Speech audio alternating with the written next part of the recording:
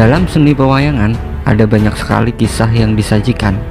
Para penikmat seni pertunjukan wayang pasti tidak asing dengan kisah-kisah yang diambil dari karya sastra kuno, mulai dari Ramayana sampai Mahabharata. Bukan hanya itu, dalam setiap pertunjukan wayang pasti ada pesan yang hendak disampaikan sang dalang. Begitu juga dengan 4 tokoh pewayangan yang dikemas menjadi Punakawan. Panakawan atau Punakawan adalah sebutan umum untuk para pengikut kesatria dalam khasanah kasusastraan Indonesia, terutama di Jawa. Istilah Panakawan berasal dari kata pana yang bermakna paham dan kawan yang bermakna teman. Punakawan merupakan tokoh dalam pewayangan yang diciptakan oleh pujangga Jawa. Tokoh Punakawan pertama kali muncul dalam karya sastra Gatot Kaca Seraya karya Empu Panulu pada zaman Kerajaan Kediri. Hal yang paling khas dari keberadaan Panakawan adalah sebagai kelompok penebar humor di tengah-tengah jalinan cerita. Tingkah laku dan ucapan mereka hampir selalu mengundang tawa penonton. Selain sebagai penghibur dan penasihat, ada kalanya mereka juga bertindak sebagai penolong majikan mereka dikala menderita kesulitan. Misalnya sewaktu Bimasena kewalahan menghadapi Sengkuni dalam perang Baratayuda, Semar muncul memberitahu titik kelemahan Sengkuni. Dalam percakapan antara para Panakawan, tidak jarang bahasa dan istilah yang mereka pergunakan adalah istilah modern yang tidak sesuai dengan zamannya. Namun hal itu seolah sudah menjadi hal yang biasa dan tidak dipermasalahkan. Misalnya dalam pementasan wayang, tokoh Petruk mengaku memiliki mobil atau handphone, padahal kedua jenis benda tersebut tentu belum ada pada zaman pewayangan. 4 tokoh Punakawan terdiri dari Semar dan 3 anaknya, yaitu Gareng, Petruk, dan Bagong. Para Punakawan ditampilkan sebagai kelompok penceria dengan humor-humor khasnya untuk menceriakan suasana. Selain itu, Punakawan juga memiliki karakter masing-masing yang tentunya patut untuk diselami lebih dalam. Berikut ini makna filosofi pada masing-masing tokoh Punakawan tersebut. Semar adalah satu tokoh yang ada di dalam Punakawan ini.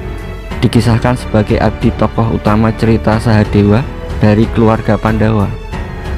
Bukan saja sebagai abdi, namun Semar juga kerap kali memberikan nasihat-nasihat bijaksananya untuk keluarga Pandawa. Semar digambarkan sebagai tokoh yang sabar dan bijaksana. Kepala dan pandangannya Semar menghadap ke atas, menggambarkan kehidupan manusia agar selalu mengingat pada sang kuasa.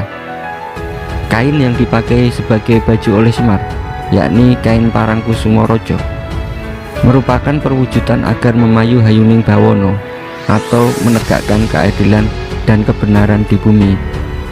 Sedangkan dalam kalangan spiritual Jawa, Semar dianggap sebagai simbol keesaan. Gareng. Dalam cerita pewayangan Jawa diceritakan Nolo Gareng adalah anak Gandarwo, yaitu sebangsa jin yang diangkat oleh Semar. Nama lain dari Gareng adalah Pancal Palnor, yang artinya menolak godaan duniawi. Gareng memiliki kaki pincang. Hal ini mengajarkan agar selalu berhati-hati dalam bertindak. Dalam suatu cerita, Gareng dulunya adalah seorang raja. Namun karena kesombongannya, ia menantang setiap kesatria yang ia temui. Dan dalam suatu pertarungan, mereka seimbang. Tidak ada yang menang maupun kalah.